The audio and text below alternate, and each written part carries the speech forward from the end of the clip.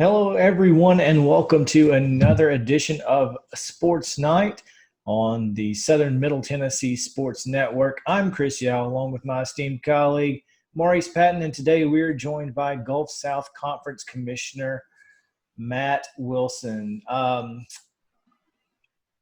Thank you guys, like I said, for joining us. This is our third or Third. fourth. Yeah, this is our third podcast, so we're really excited about things that are coming on. If you guys saw our latest branding change, we have gone to the Southern Middle Tennessee Sports website. That's sm-tnsports.com. So make sure that you are following our blog there. You can subscribe for free to get the latest news and updates there straight to your inbox. So that's always really cool. Maurice, welcome in. I'll let you introduce our guest here. All right. Well, it's not every day that we get to talk to the commissioner of a collegiate conference, and we wouldn't do it every day. But Matt is not just the commissioner of the Gulf South Conference, which is an NCAA Division II conference in the southeastern United States, but he is also a proud graduate of Columbia Central High School, and that's as much why we brought him in today as anything. Matt, when did you graduate? 94. 94, okay. Just a baby. Some days it feels that way. I hear you. But seriously, a couple of things that I wanted to ask you. Nobody grows up saying, I want to be a commissioner when I grow up. How did that work out for you? It's been a neat path to follow, and if you guys will indulge me a minute, I'll take you on that little trip there. And for me, I can see God's hand in a lot of things for me, and this is another one of those things. And when I was at Belmont was transitioning from NAI to Division I, which is a thing you can't do anymore, but they undertook it at the time. Worked out pretty good for them. And at that time, they were looking for help in their athletic department. I was a senior. I was looking to make some student worker money, and so I got signed on there. And they had some staff turnover. And my time at Columbia Central, I was on the newspaper staff and had written most of my life some things. So I jumped in and helped with their sports information department writing. And their athletic director, Mike Strickland, offered me a job right there. And I got to work for Eric Jones, who was a real mentor for me. And that group took great care of me for 6 years, and over that time, I just grew into some more responsibilities, and eventually a position at the Atlantic Sun Conference came open, running their championships and doing communications, which were right in my wheelhouse. I was ready for something different, and took that opportunity, moved to Macon, Georgia, and just found that the conference pace, the conference life, and the decisions you have to make and that kind of work really suited me and was really matched my strengths very well, and fell in love with doing conference work. And luckily down the road, an opportunity to become a commissioner at my own league came up, and was able to take hold of it. But yeah, it's all started back to when they were looking for a little bit of help at Belmont my senior year to help them run their athletic program. We talked a couple weeks ago to Ryan Callahan, who covers University of Tennessee for 24/7 Sports. He's a 2003 Spring Hill graduate, and he mentioned doing some work for some writing for Marion Wilhoit in the Daily Herald. And it seems like just about anybody that comes out of that area that's anyway involved in sports had a brush up with Marion at some time or another. And you talk about writing when you were at Central. I imagine that you had a few touch points with him as well. Sure. He's a legend, and he wanted other people to succeed, which I know you all know that, and that's a really neat thing. And he loved the community, and those are really, really neat things. And he quite the impression he left on a lot of people, a lot of careers he helped get launched and helped steward along the way. So he's a real treasure for Columbia and Murray County. You mentioned, Matthew, that you enjoy the conference pace. And I've talked to other people across collegiate athletics, and it is a different pace as opposed to being on a campus. And I've heard people say, I like the campus atmosphere. You say you like the conference pace. Kind of take us through how that differs. Sure. No, that's a great question. So First, let me tell you what I think the biggest difference is in between them, and then I'll really zero in on the conference. But the lack of day-to-day interaction with the student athletes, that was the biggest change when I went from Belmont to the Atlantic Sun and then here. That lack of interaction, you're missing something when you work in college athletics when you're not working with them every day. So we really try to take advantage of the opportunities we have when we have our student athlete advisory committee meetings or our championships to really engage our student athletes. But the conference perspective, the conference workflow feels a lot more like an 8 to 5 in some regards because, we're not managing nearly as many events. It's not everyday events. It's not everyday management of issues on campus. We have broader policy interpretation, and then we zero in on big events, our soccer championship, our basketball championship, our softball championship, whatever it is. So we're able to focus and then have real focused time of work on putting together events. So that really suits me well. I like it where I am with my family and being able to have some commitments. We still have plenty of weekends and nights where we're answering phone calls and emails and texts. But it's nothing like what our colleagues do on campus. And those administrators, those sports information, athletic trainers, facility folks that work all those events on campus, they're really unsung heroes in a lot of parts because those events wouldn't go off the way they did without them. But, the big key for good conference work, in my opinion, is consensus building. And I feel like that sits in my wheelhouse really well, that I can listen, hear, communicate, and try to bring people to a common goal and a common conclusion. So that consensus building is a real key as you climb the leadership in the conference office. A couple of years ago, I was fortunate enough to be able to do some work for you in the Gulf South. And I think one of the things that the general public misses a lot of times in college athletics, so much of our society is kind of a D1 or bust kind of thing. But again, as I work for you guys, I recognize the number of Division II athletes and specifically Gulf South athletes that are making marks at the highest level. You guys had 5 or 6 guys in the NFL a couple of years ago. This is really an undersung conference, I would say. It is. I agree with you. And thanks, Mo. And we were really fortunate to have you work with us there and be able to tell those stories through those feature stories we were writing. It's fantastic. And, our league is really, really strong. When we talk about the Gulf South Conference, we talk about 3 things. We compete, we graduate, and we impact. We've won 53 national championships. We have multiple players with professional and Olympic careers. It's just a fantastic competitive atmosphere when you look at our 13-member institutions. And then we graduate a lot of student athletes. That's the other thing. If we're not helping these student athletes get to graduation or wherever their educational goals want them to end, everybody's a little bit different on how they attack that, but we want them to be able to get to the end of their educational pursuits. We graduated over 650 student athletes from the Gulf South Conference last year alone among our 13-member institutions. That's great. That's a win for all of us. So we want to graduate those student athletes. And then we want to impact our communities today and tomorrow. We do a lot of community service. That's a real hallmark of Division II. We're typically in smaller communities, really plugged in with the local community and doing some community service.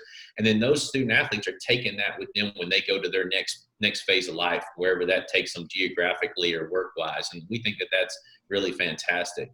When you talk about recognition of the Gulf South, the 2 biggest names that stick out probably Malcolm Butler, who had that amazing interception for the New England Patriots to win that Super Bowl, is a Titan now, just went into our Hall of Fame. So we've got a lot of reasons to root for Malcolm. And then Tyreek Hill, who plays for the Kansas City Chiefs, who's arguably the fastest player in the NFL. So got to see both those guys play at West Alabama, and it was really neat. You guys have 3 institutions in Tennessee: Lee University over in Cleveland, Christian Brothers, and Union over in Jackson. And actually, Columbia Central has a kid, Quay Kennedy, who just finished his sophomore year on the men's basketball team over at Lee. But I think there's a lot of programs that recruit up this way. Just lost North Alabama a couple of years ago. Just lost another football program here in the last couple of weeks to further add to the hecticness, I guess, in the conference office. Hectic's a nice word. A headache is the other. But what I tell people is that here's what you're going to know about the Gulf South Conference. We've been around since the early 1970s. There's never been a 5-year period where we've had the same membership in the history of the league. Never. And that's okay. That's part of our DNA, is being able to be nimble, and then we do things so well that we're attractive for other people to join us. So, it creates some challenges when you have those membership turnovers, but you look at the schools we've got, and they're fantastic schools. Lee men's basketball, you mentioned with Quay over there, they had a terrific year under Bubba Smith. We're poised to really do some special things before we had all our cancellations. But we had 3-4 men's and women's basketball teams waiting to play in regionals. They got the call and packed up and went home like all the rest of us. But it's a good fertile ground for Southern Middle Tennessee. Alabama Huntsville, just across the border, fantastic school as well. And I think that these schools resonate with folks in your area. Chris is from Alabama, so he probably knows a little bit about that conference as well.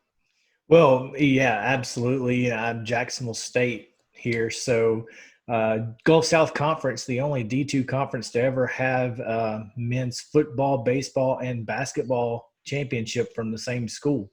Jacksonville State's the only D2 school to ever do that. So that's pretty cool. Very cool. Again, we're joined by the commissioner of the Gulf South Conference, Matt Wilson. Matt, I just had a quick question about kind of what we're doing here and how that has changed the dynamic, the Zoom aspect of college athletics and how it affects conferences and what you're trying to do and what you're trying to accomplish, because it seems like it can be again, another headache for you. It is, but it's also a blessing. We've been using Zoom for a couple of years at the Gulf South. So it was something we had transitioned from traditional conference calls to Zoom a couple of years ago. Some people were hesitant. We had a lot of dial-ins on Zoom up until about 3 months ago, and now we see a lot more faces. But it has made it a challenge because, in a room, it's sometimes a lot easier to get things done. So now we're trying to get things done via this platform. But this platform's been fantastic because it's been able to help us communicate very well. Not a ton of one-off calls. We're able to get everybody in the room. It's a terrific platform and gives us the chance to do that. You all are Zoom call 3 of 5 today, and that's kind of what my days have looked like for the last 2 or 3 months. And that's okay. I put a little extra powder to try to keep the glare off, but I can tell it didn't work exactly right today. So my wife would be disappointed that I didn't do that a little better today. But no, it's all good. It's fantastic. And we're thankful that it gives you all an opportunity that we can communicate with you all in this way. Because, 5 or 6 years ago, this wouldn't have existed. We might have had a pull quote or two, and that's about it on a blog or a newspaper article. But now we're able to have this content, have a conversation, and people get to see the nuance of what you all are trying to help us communicate and what I'm communicating. Absolutely. You talked about the history of the Gulf South Conference, and that was kind of that's really something that I enjoy talking about, because again, I grew up going to those Jacksonville State, Troy State games, and UNA. I lived in the Shoals area for a while, so very familiar with the Gulf South Conference, and just kind of tell people a little bit about how important that history is because you guys are kind of like the SEC of D2. You've got Delta State, Valdosta State, just really strong programs throughout the history of D2. Yeah, I appreciate you saying that, Chris. And we're really proud of that history. And while the names have changed, the quality has not, right? We continue to be a premier conference, very influential competitive-wise. And it's just fun to watch. I mean, you've got Delta State, Mississippi College is back with us, which made some national news and runs the national championships as well. But you've got Valdosta, West Florida, which is the defending Division II national champions. And they've been to 2 national championship games in 4 years of existence. It's amazing. And you can't do that in another conference. You do that in Gulf South because of the quality of competition and how you can't start a football program on a string budget in our league and not come in and have some very difficult Saturdays. So they knew what level they had to commit scholarships and staffing wise, and they play in the minor league stadium down there. So they've got a wonderful recruiting tool.